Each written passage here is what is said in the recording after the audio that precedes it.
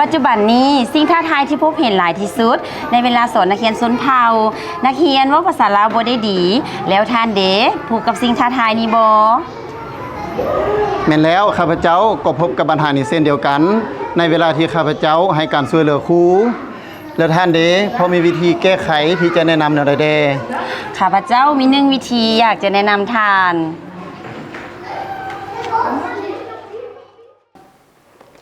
อันนี้เป็นฝึกภาษาลาวอาจารย์ก็เปิดเบิ่งเนาะ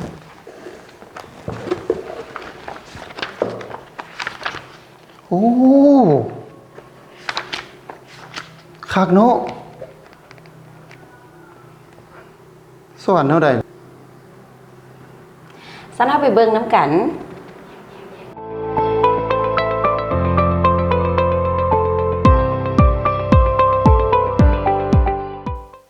ฝึกเว้าภาษาลาวเป็นสื่อการเรียนการสอนใหม่สำหรับสอนนักเรียนชนเผ่าที่บ่ทันเว้าภาษาลาวได้ดีเทื่อเมื่อเริ่มเข้าเรียนขั้นป .1 บทเรียนฝึกเว้าภาษาลาวมีหลากหลายกิจกรรมและในวิดีโอนี้พวกเราจะแสดงให้เห็น3กิจกรรมหลักได้แก่ 1. กิจกรรมฟังและปฏิบัติ 2. กิจกรรมแสดงบทบาทสมมุติ 3. กิจกรรมฝึกเว้าพวกเราไปชมพร้อมๆกันเลย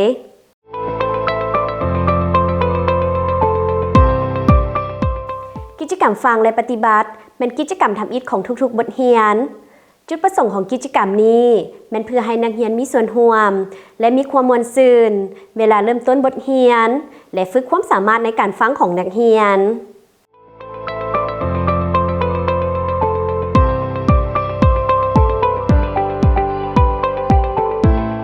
กิจกรรมฟังและปฏิบัติครูจะนำใช้บทเรื่องจากปื้มแบบเรียนภาษาลาวขั้นป .1 ตามคำแนะนำในปื้มคู่มือครู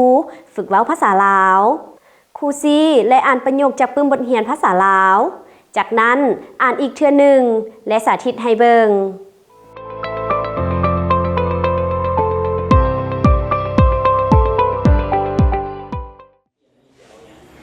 ท่านได้สังเกตบ่ว่าครูใช้น้ำเสียงและภาษากายเพื่อส่งเสริมการมีส่วนร่วมของนักเรียนทุกคนฟังครูเด้อเบิงม้าแลนขึ้นภูทุกคนเบิงครูเด้อม้าแลนขึ้นภูม้าแลนขึ้นภู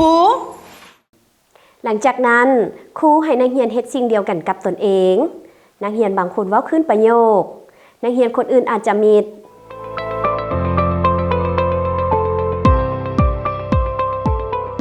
ท่านสังเกตเห็นบ่ว่าครู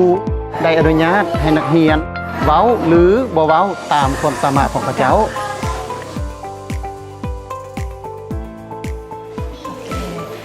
นักเรียนทุกคนลุกขึ้นต่อไปเขาจะเป็นกาน้ำกันเนาะทุกคนเฮ็ดตามครูเด้อก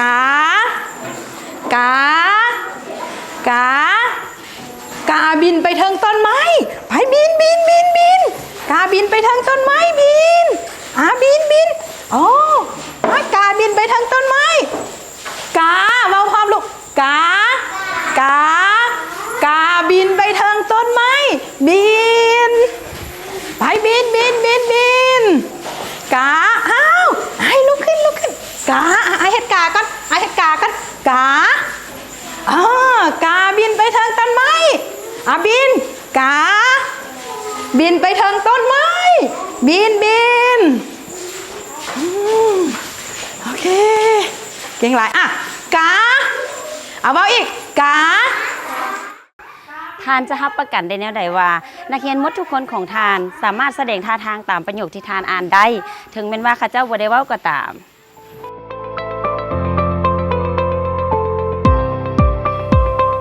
ในชั่วโมงที่2ของแต่ละบทเรียน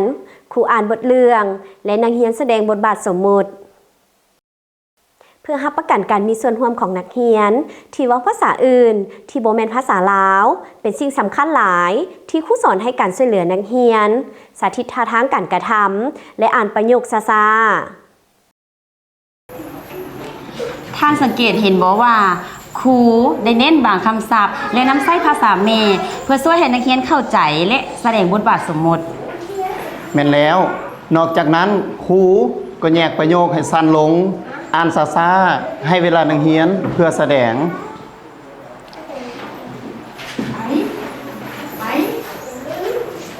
ไปนี่เป็นส่วนของค่อยไปหมู่ม้วนมันที่แม่ไปแล้วผ่านไปบ่แม่ไปใช้ผ่านบ่แม่ไปนี่ตัวนี้อันนี้บ่เห็นบ่แม่ไปใช้ แล้วท่านเดจะช่วยให้นักเรียนของทานเข้าใจบทเรื่องในระหว่างการแสดงบทบาทสมมุติ และประกอบท่าทางใดแนวใด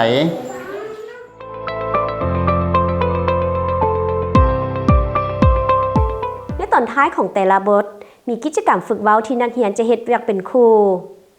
จุดประสงค์ของกิจกรรมนี้แม่นเพื่อให้นักเรียนฝึกปฏิบัติ สิ่งที่ได้เรียนรู้อยู่ในบทเรียน เพื่อการสื่อสารตัวจริงนักเรียนจะเว้าภาษาลาวได้อย่างอิสระตามระดับภาษาของตนเอง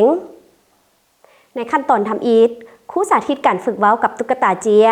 เพื่อเป็นแบบอย่างให้นักเรียนในการปฏิบัติกิจกรรม และกวดความเข้าใจของนักเรียน โดยใช้คำถามกระทัดรัดเข้าใจง่าย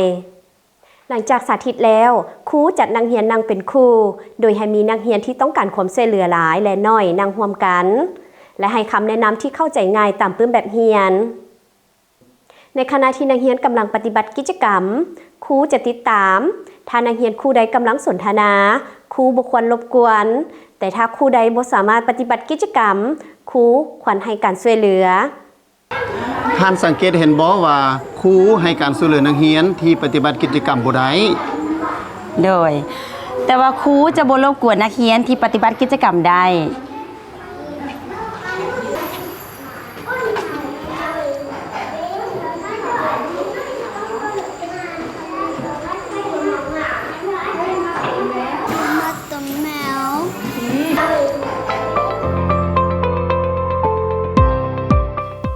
ถ้าท่านคิดว่านักเรียนของท่านต้องการความช่วยเหลือพิเศษในกิจกรรมนี้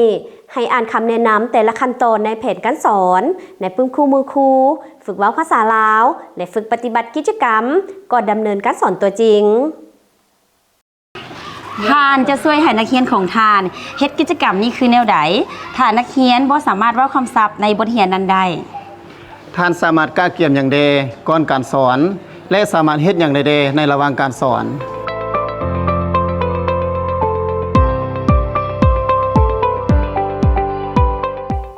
ท่านจะเฮ็ดแนวใดในบทเรียนต่อไปของท่านเพื่อปฏิบัติคำแนะนำที่ท่านได้เรียนรู้จากวิดีโอนี้บันทึกแนวความคิดของท่านเพื่อเป็นส่วนหนึ่งของการพัฒนาวิชาชีพครูแบบต่อเนื่องและให้แน่ใจว่าท่านจะปฏิบัติการเปลี่ยนแปลงเหล่านั้นในบทเรียนฝึกเว้าภาษาลาวครั้งต่อไปของท่านนำใช้โมดูลที่9ในสุดอุปกรณ์ช่วยเหลือครูเพื่ออ่านคำแนะนำเพิ่มเติมเกี่ยวกับ3กิจกรรมฝึกเว้าภาษาลาวท่านยังสามารถถามผู้เฮ็ดเวียกศึกษานิเทศในเขตของท่านถ้าท่านบ่แน่ใจว่าจะซอกหาโมดูลในสุดอุปกรณ์ช่วยเหลือครูคือแนวใด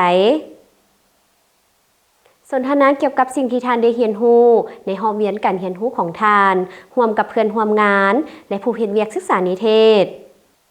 ท่านยังสามารถปฏิบัติการสังเกตการสอนและการสอนเป็นครูร่วมกับเพื่อนที่เป็นครูด้วยกัน